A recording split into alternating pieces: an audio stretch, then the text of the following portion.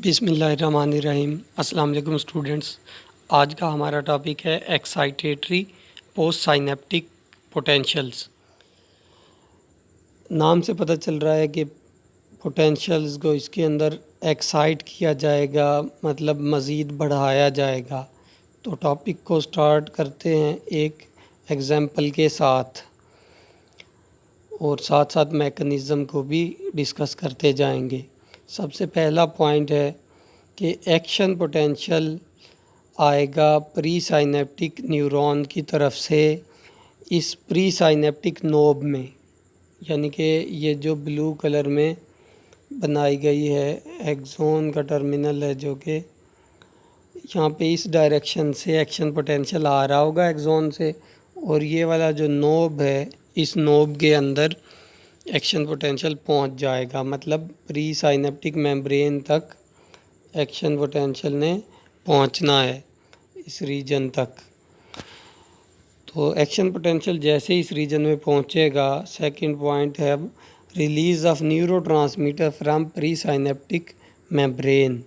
इस मेम्ब्रेन से ये जो न्यूरोट्रांसमीटर्स हैं ये रिलीज़ होंगे, जो कि ब्लू कलर में बनाए गए हैं। न्यूरोट्रांसमीटर एक्सोसाइटोसिस वाले तरीके से रिलीज़ होंगे। पहले भी टॉपिक पढ़ चुके हैं कि कैल्शियम आयन जब अंदर दाखिल होंगे इस रीजन में चैनल से, तो वो रिलीज़ करने का न्यूरोट्रांसमीटर्स को बायस बनेंगे। तो एक्शन पोटेंशियल की वजह से इस प्री साइनेप्टिक मेम्ब्रेन से न्यूरोट्रांसमीटर रिलीज़ हो गया। अब इससे क्या होगा पोस्ट साइनेप्टिक मेम्ब्रेन में।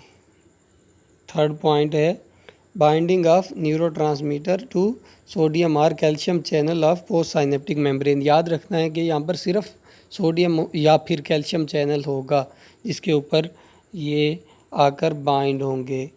इस केस में जो कि हम स्टडी कर रहे हैं ये इस रीजन पे आके बाइंड हो जाएंगे। एग्जांपल में यहाँ पर हमारे पास सोडियम का चैनल मौजूद है। जैसे ही ये सोडियम के चैनल पे आके अटैच होंगे, फ़ौरन उसके साथ साथ जो सोडियम है वो अंदर की तरफ आना शुरू करेगा।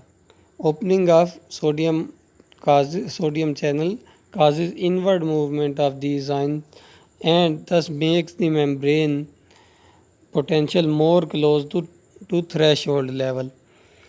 अब सोडियम जैसे ही पोस्ट साइनेप्टिक मेम्ब्रेन में अंदर आएगा इस रीजन में, तो पॉजिटिव चार्ज होने की वजह से ये मेम्ब्रेन का पोटेंशियल, पोस्ट साइनेप्टिक मेम्ब्रेन का पोटेंशियल क्या हो जाएगा, ज़ीरो की तरफ जाना शुरू हो जाएगा। पहले -70 मिली वोल्ट था, अब ये हो जाएगा -60 मिली वोल्ट। फ़र्ज़ करें -60 या -65। तो इस ग्राफ में भी हम ये बात देख सकते हैं जो साइड पे नज़र आ रहा है। ब्लू तो नॉर्मल दिखाया गया है, एक्साइटेटरी कंडीशन में रेड बनाया गया है।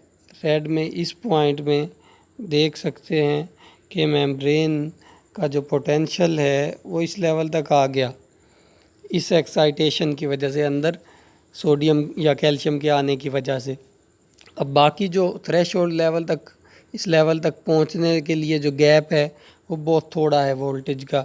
इस वजह से ये जो पोस्ट साइनेप्टिक मेम्ब्रेन है, पोस्ट साइनेप्टिक न्यूरॉन है, इसमें अब एक्शन पोटेंशियल आसानी से इनिशिएट हो जाएगा, क्योंकि यहाँ पर गैप बहुत थोड़ा सा बच जाता है।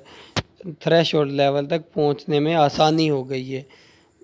तो ऐसे प्रोसेस या ऐसे इवेंट्स जो कि पोस्ट साइनेप्टिक मेम्ब्रेन में एक्शन पोटेंशियल को फायर होने की प्रोबेबिलिटी को बढ़ा दें, उनको कहते हैं excitatory post synaptic potentials, ESPS भी जिन्हें कहा जाता है।